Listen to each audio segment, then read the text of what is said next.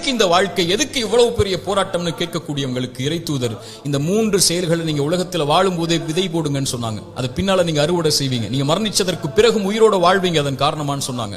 அந்த 3 விஷயம் என்ன தெரியுமா? முதல் விஷயம், இறைவன் உங்களுக்கு செல்வம்னு ஒண்ணு கொடுப்பான், அது பிறருக்கு இந்த உலகத்திலேயே கொடுத்து உதவுங்க. அதன் மூலமாக ஒருவன் பலன் பெற்றிருந்தால், அதன் மூலமாக இன்னொரு பலன் பெற்றிருந்தால் அந்த தொடர் நன்மை உங்களுக்கு வந்தடையும்னு சொன்னாங்க. இரண்டாவது, இறைவன் உங்களுக்கு கல்வின்னு ஒண்ணு கற்றுக் கொடுப்பான். எதுவா இருந்தாலும் சரி, ஒரு எழுத்தா இருந்தாலும் சரி, அது பிறருக்கு பலன் பெற கற்றுக்கொடு. அதன் மூலமாக அவன் பலன் பெற்றிருந்தால், அதன் மூலமாக பலன் பெற்றிருந்தால் அந்த நன்மை வந்து சேரும்னாங்க. மூன்றாவது, இறைவன் உங்களுக்கு குழந்தை ஒன்று கொடுப்பான். கணவன் மனைவி நோக்கமே அதுதான். அந்த குழந்தையை நல்ல முறையில் வளர்த்தெடுத்து அந்த குழந்தை உங்களுக்காக பிரார்த்தனை செய்யும் அளவிற்கு நீங்கள் வளர்த்திருந்தால் அந்த குழந்தை செய்யக்கூடிய பிரார்த்தனைன்னு சொன்னாங்க. அப்படி நல்ல குழந்தைகளை இந்த பூமியில் இருந்து மரணிப்பதற்கு முன்னதாக வளர்த்தெடுப்பதுன்னு சொன்னாங்க. இந்த 3 விஷயத்தை யார் இந்த பூமியில் மரணிப்பதற்கு முன்னதாகவே உலகத்தில் விதை போடுவாரோ அவர் மரணித்ததற்கு பிறகும் அதை அறுவடை செய்து கொண்டு இந்த உலகத்தில் உயிர் வாழ்ந்து கொண்டே இருப்பார், இந்த உலகம் அழியும் வரைன்னு சொன்னாங்க.